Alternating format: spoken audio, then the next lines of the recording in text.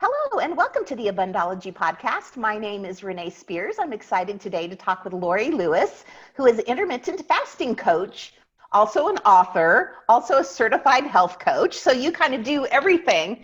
But we are talking specifically today about the intermittent fasting. And I'm really excited to talk with you about this because certainly this is something that I have done in my life and loved the results. I kind of half-heartedly did it because I really didn't know what I was doing, just don't eat between these time frames.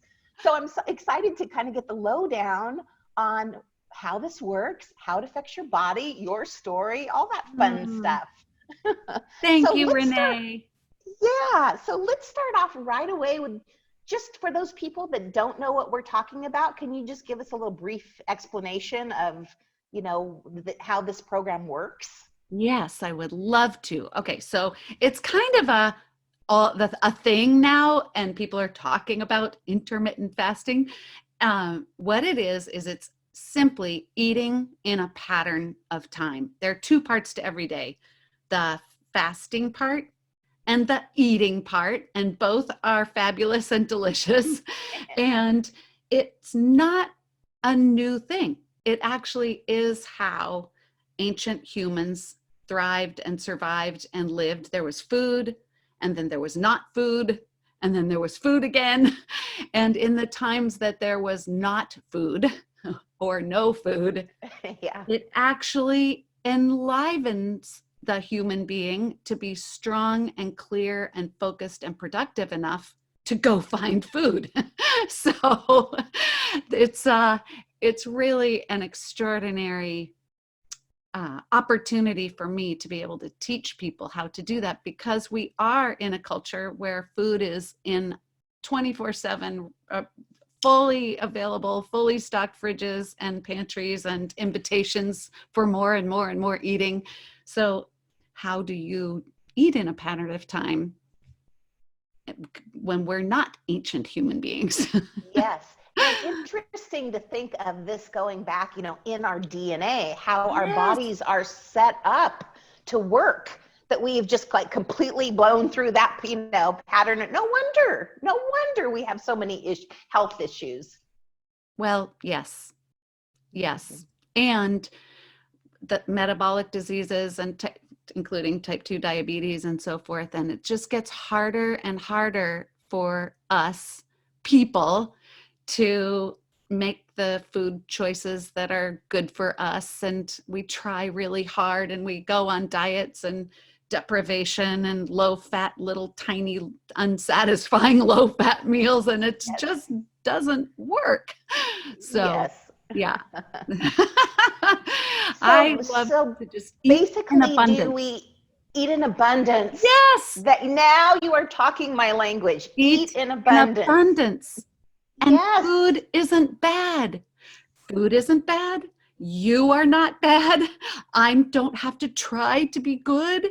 I just fast, and I get to teach you how to do that, and the hiccups and the struggles along the way. But people realize within the first week, they're so surprised. In my courses, in my program, the second session, we talk about all the surprises, because we all love surprises, right? And what surprised us in the first week, and that we get through those hiccups and then the delightful surprises, and then we get to the eating in abundance part, and people are just like, wow, I get to do that? Yes.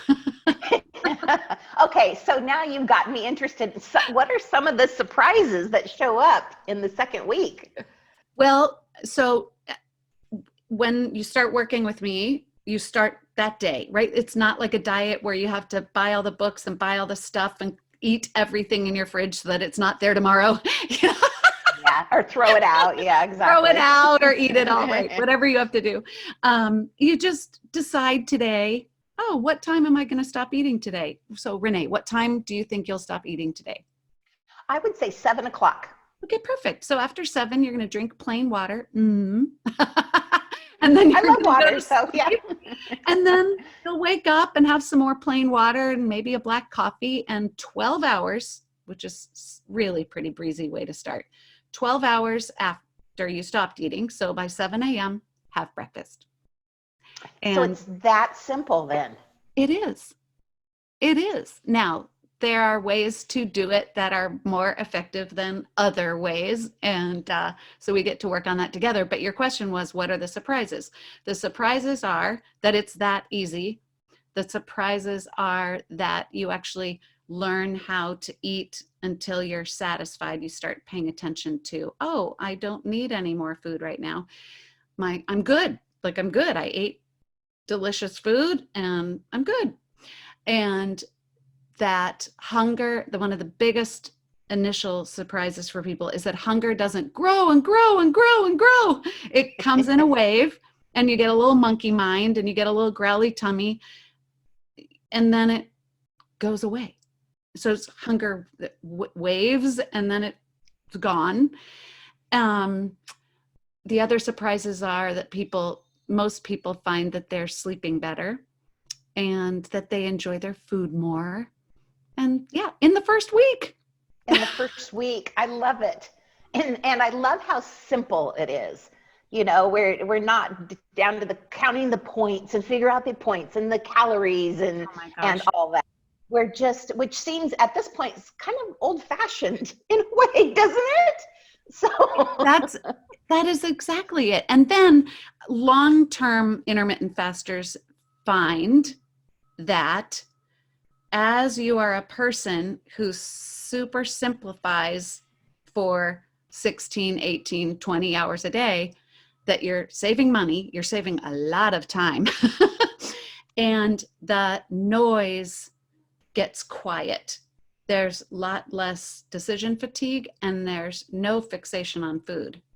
And it just gets quiet.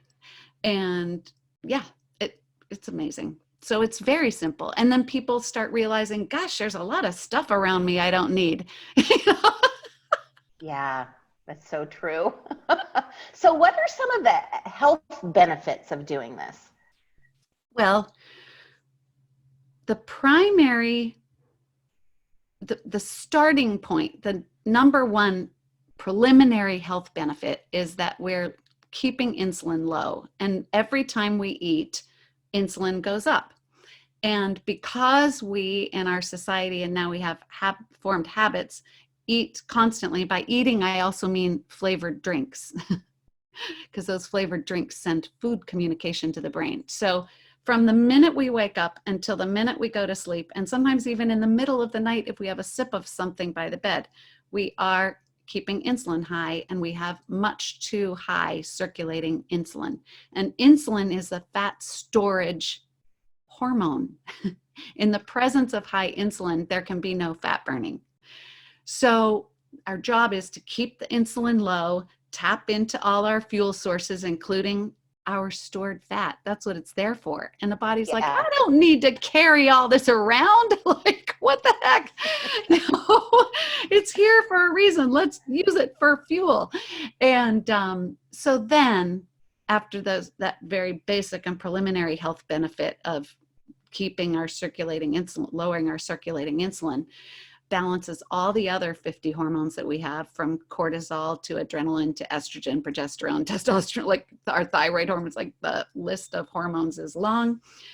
And then it goes into healing and repair. Like, I call my fasting hours my healing hours, or my hours of repair, because the body is like, oh, thank you. Now I can go to work on the gut and the blood and the liver and the lungs and the skin. And it's like, oh, thank you so much. So yeah. That's so true. Because if we're eating, and I'd like to, now that we're in this coronavirus time when we're at home, you know, it's very easy to graze all day and even all night long too. Yeah. Whether we're at home or someday again in the office, there's always the donut delivery and the pizza delivery and the jars of candy. Yep. I mean, it's around us all the time. And we just go into a meeting and reach to the candy bowl, and we're unwrapping and eating, and we don't even think about it. And it brings some sort of pleasure. But, you know, you said earlier about the relief, the possible potential relief of no more calorie counting and points counting and macro counting and all that. In the beginning, people are definitely counting time in a bit of a challenging way. Mm, It's like sometimes yeah. like white knuckling it to 16 hours, but Yeah. that goes away. And then some days, I've been doing this for 3 years, and every once in a while I'll be like, man, when do I get to eat? It's usually the thought I have, when do I get to eat? And I'll look at my little fasting app, and I'm at 13 hours. I'm like, oh. And so It's some days time. I'm hungrier than others, and I'll either ride that little hunger wave, which comes and goes, or I'll decide to eat earlier someday. Who cares? Yeah, exactly. Yeah. So how did you get started in all this, Laurie? Oh my gosh. I don't know about you, but perimenopause was not awesome.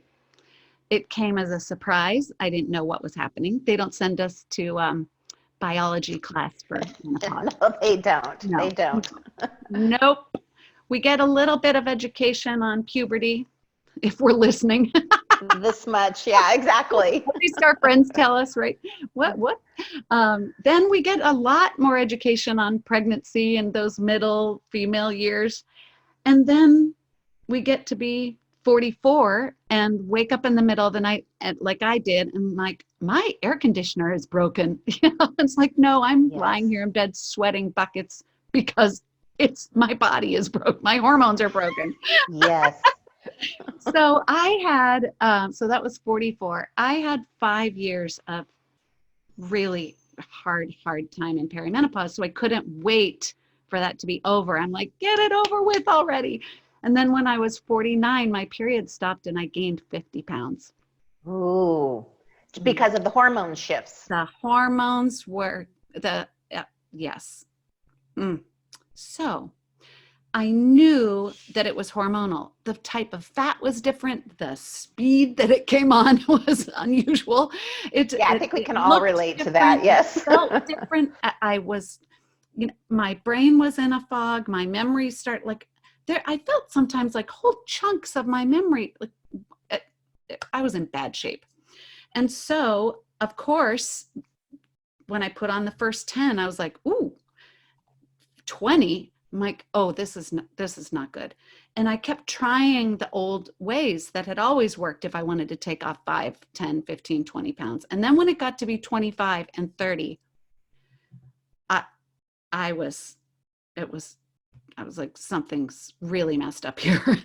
And nothing I did worked. I went on these elimination diets. I mean, where I was just miserable every day, barely eating anything. But again, lots of little things throughout the day. I didn't know about keeping insulin low and eating in a consolidated amount of time.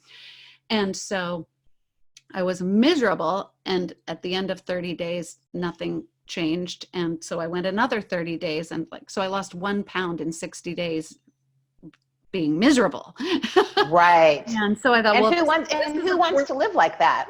This isn't working either.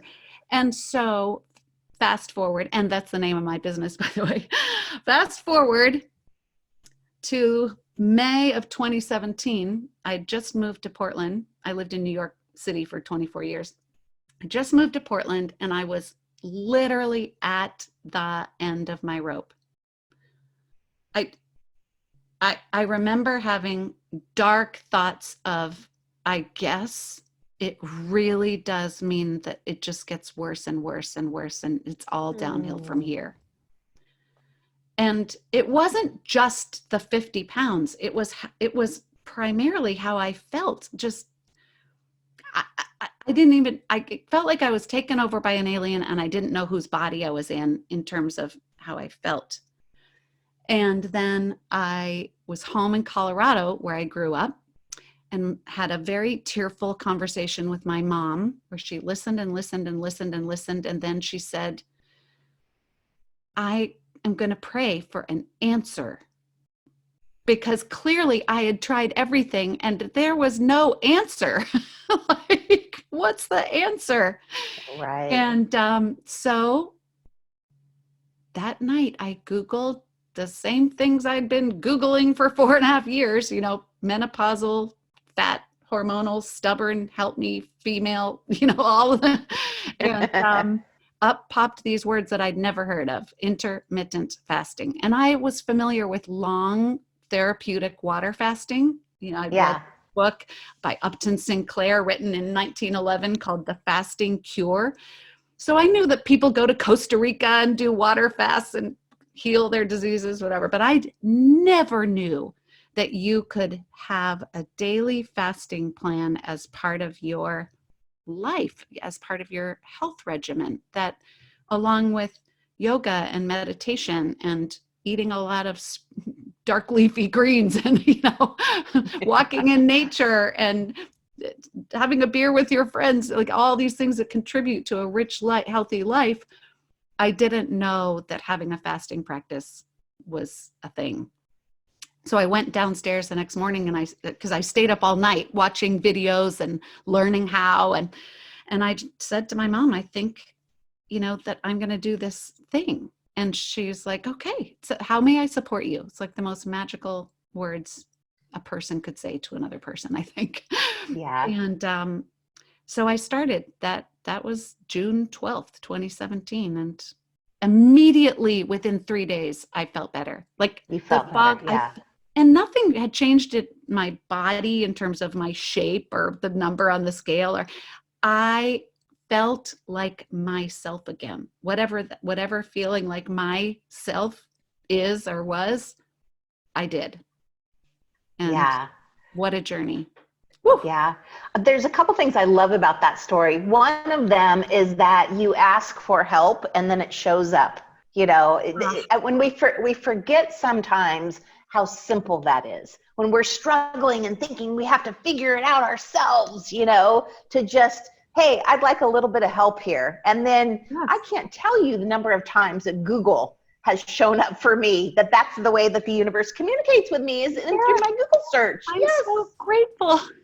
And I love too that she didn't say, I'm going to pray for 50 pounds to fall off your body. Yeah, She said, exactly. Let's pray for an answer. And I was kind of like, okay. Thanks, Mom. Thank you. Thank you. I don't know, who could turn that down? Yeah, totally. Now, we started this off talking about an abundance of food, which is right up my alley here. And one of the things that I love about intermittent fasting is that you get to eat what you love. Yes. So can you tell us a little bit about how food plays into this? So there are a lot of people who practice intermittent fasting who also combine it with other food plans and programs. I approach it differently. I don't think there's one right way of eating for all human bodies, right? Like Agreed, for some of yeah. us, wheat will kill us. It's like wheat for people with celiac. It's like, no, that's a bad idea. So you shouldn't eat everything, right? So we all need to discover for ourselves the foods that work best for our bodies.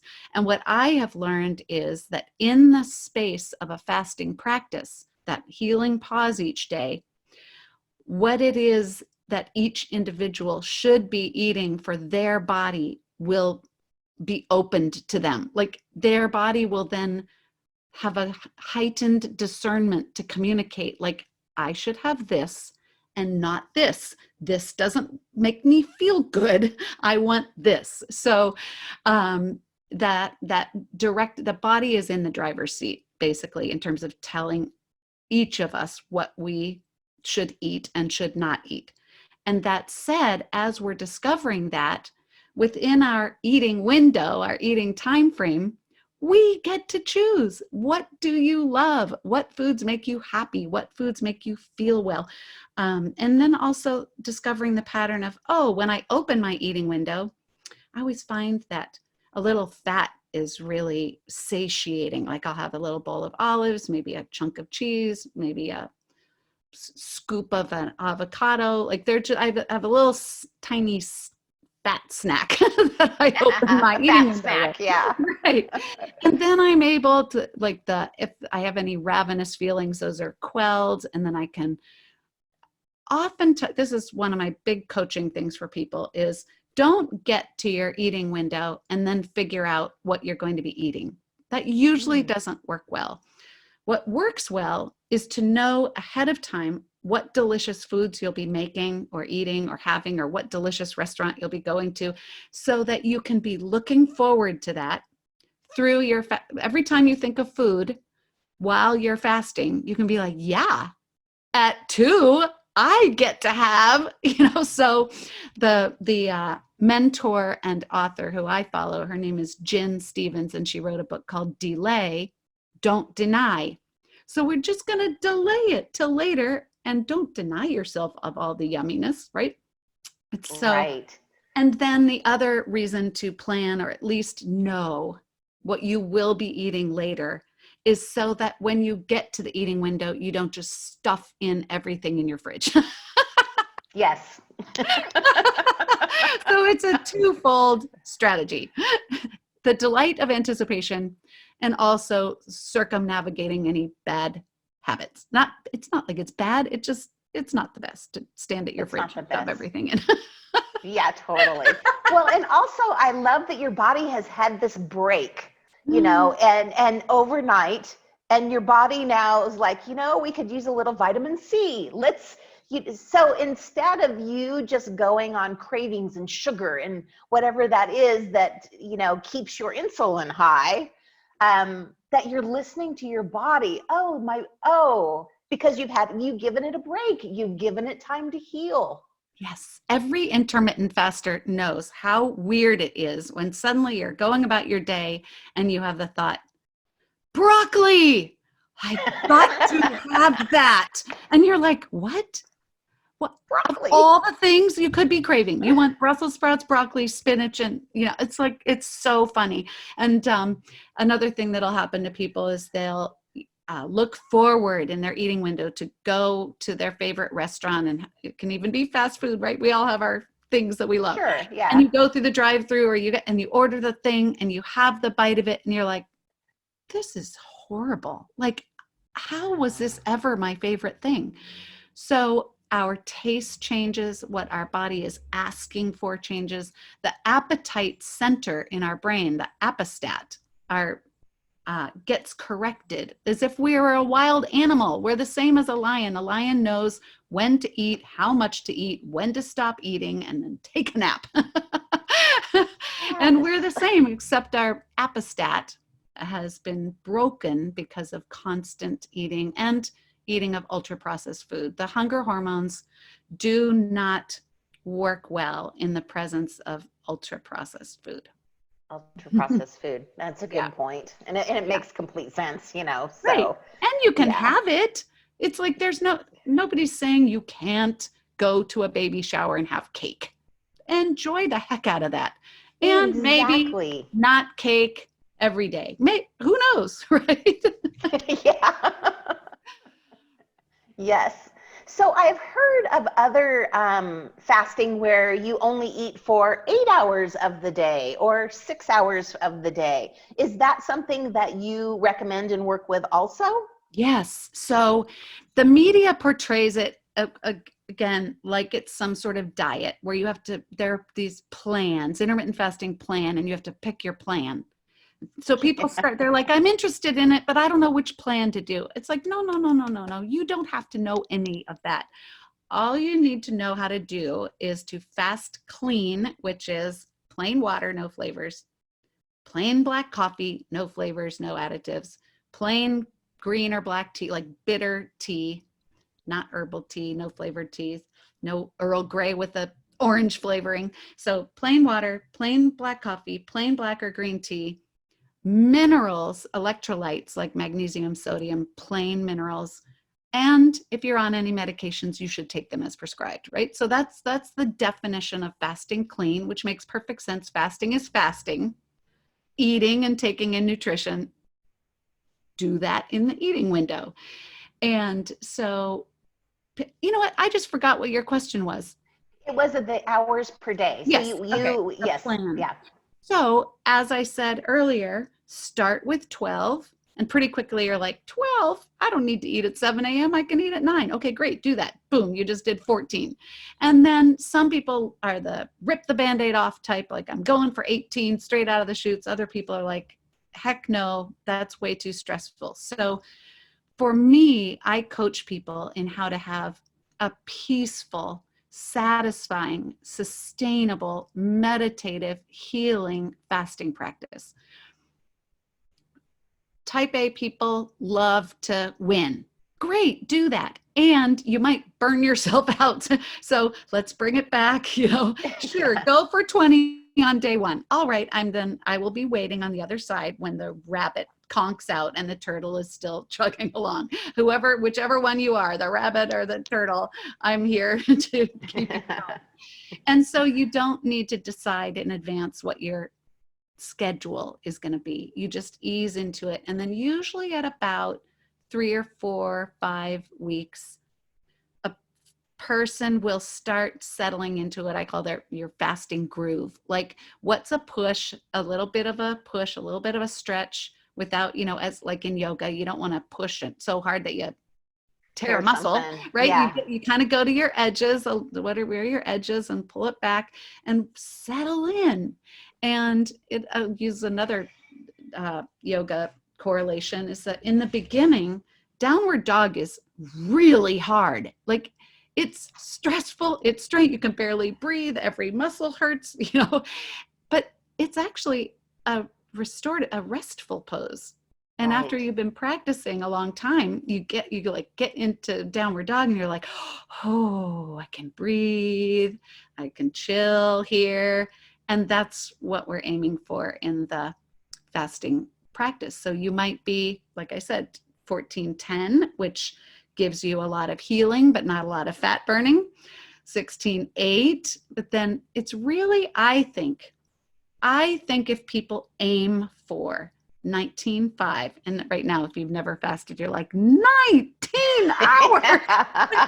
Okay, but along in the future, right?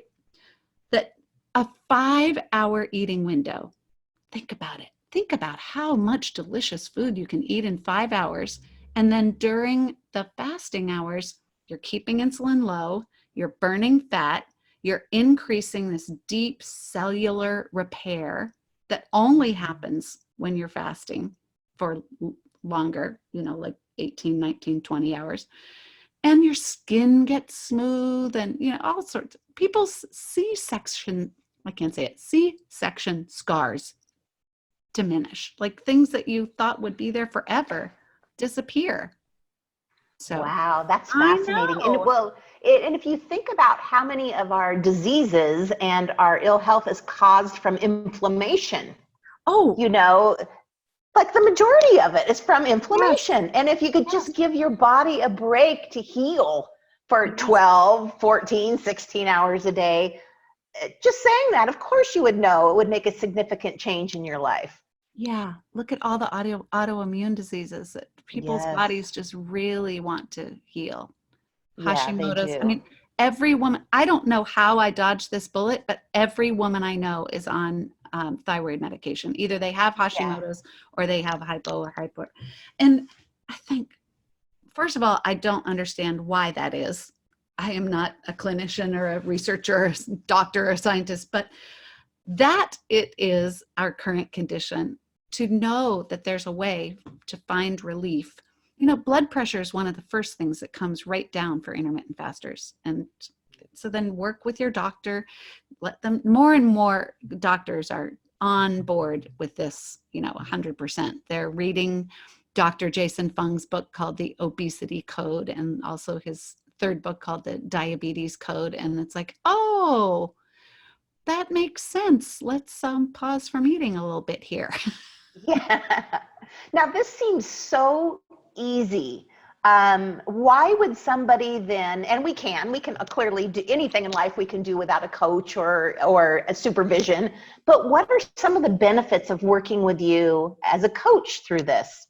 Thank you for, I had the same question. So I had a bunch of friends corner me at a wedding, cornered me and say that I had to start having they were the ones who had this idea to start it at the holidays. I was like, okay, first of all, I'm not taking people's money to teach them how to stop eating. Second of all, nobody's going to do it Thanksgiving to New Year's. They proved me wrong in all the ways. So what finally got me is that my friend Susan said, okay, Laurie, you wake up every morning and you go put on your yoga clothes and you go out of your house and walk to the yoga studio and you do the class and you give them money, you could do that at home in your kitchen for free. And I'm like, yeah, but I wouldn't. And she's like, right. Now it's funny. Now I am, because here I am in my house alone, but I never, ever, ever I'm not an at-home workout person. I got to go be with the people, led by the leader, the teacher. There's that accountability. It's their professionalism, their knowledge that they will help me, they will lead me and guide me, that I will go there to be with them because I like them. They will lift me up. All those things have come true. So I have discovered, and as I said, albeit reluctantly in the beginning, that the opportunity is to start right, to start well, and do it in the best way that will serve you and your goals from the beginning. And then over time, even though it's wonderful and has ease right from the beginning, there are hiccups and life happens, stress happens. And to be led by a enthusiastic, caring guide is it works well for both of us. I love doing what I do. And then also to know what to expect. So you may get to week 3 and something may come up that to you, you've seen it 100 times. Oh, this is just this happening. You'll get through it in a day. But if you don't have somebody that's knowledgeable about that, that might be your stopping point. It's so funny that you said week 3, because you want to know what happens typically in week 3. Yeah, of course. Yes. So our body uses one fuel source at a time in a particular order. It's linear. It's not like a hybrid car where it scoots between electricity and fuel. And it doesn't go back and forth like that. It uses glucose, the food you ate yesterday, the food you last ate. It burns through that. Then it somewhat begrudgingly, it's like, wait, isn't it time for you to feed me? And you're like, no. Then it shifts to the stored glucose called glycogen in our liver. After you've been intermittent fasting for approximately 2 to 4 weeks, the stored glycogen gets to the end. And then the body shifts into fat burning, and it doesn't want to do that. It wants you to feed it. And so at that point that the stored glycogen is depleted, it gets mad and you get grumpy. So what will always happen is so my program is, we've got the live sessions on Zoom together. Like, I don't send you recordings of me. Like the classes. You do it together. Yeah. Right. Yeah. But in between, we're in a private Facebook group where you can ask me anything. So there's like real-time ongoing coaching from session to session to session to session. And always between week 2 and 4, people are like, oh, I bit off the head of my family. Like, nobody wants to be around me. And I'm like, I understand. Beg their forgiveness. You're being extra grumpy and edgy because your body is at the end of the glycogen stores and it's going to move into fat burning and it doesn't want to do it. But once it gets there, it's going to be so happy. So just keep going. So that's what happens around week 3. How long does that last, that time period from, where you start to burn the fat? Yeah. The grumpy period. 2-3 days. Oh, that's nothing. Yeah. If you stick with it. So many people, I can't tell you how many people are like, oh, intermittent fasting. I did that. I loved it. And I'm like, loved? That means you don't do it anymore. I never felt better, but yeah, I stopped because something happened, or I went on vacation, or I wanted to eat breakfast one day and then I didn't stop, or whatever. People have their reasons, but they look at it fondly, like. And I can relate to. Yeah, I'm sorry to interrupt you. I can relate to that because I have done it and enjoyed it and felt great.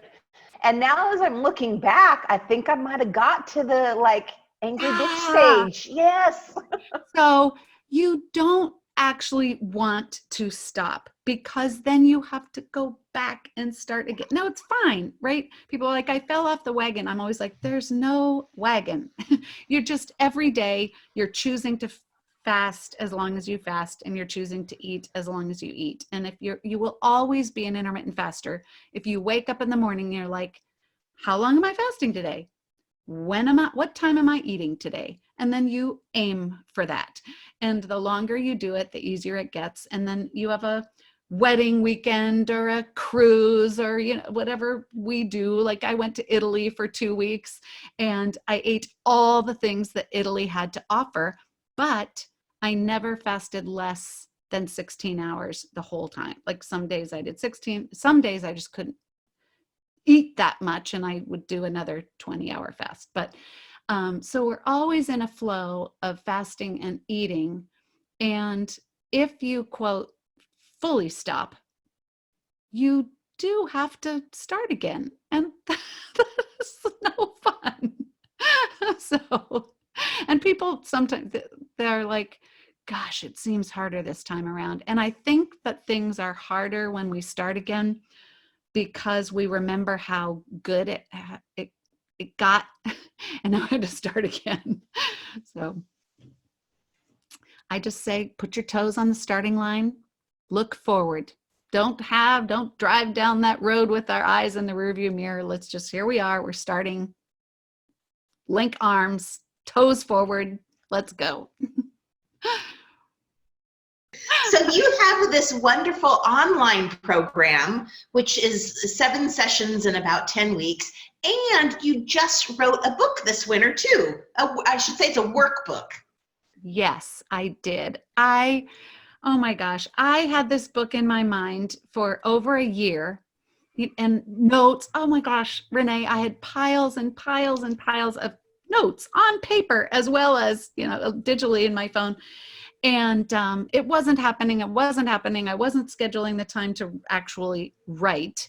And my friend, Kim Smith, who wrote an amazing intermittent fasting book called Unbelievable Freedom, she and her husband, Ryan, wrote this motivational memoir about their intermittent fasting experience. And then she wrote a second, wow, super inspiring book called Unmired.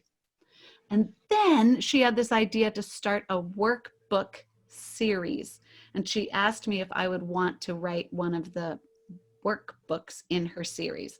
And what that provided me was, again, someone to be accountable with, like a buddy who had more knowledge and expertise than I in terms of book publishing.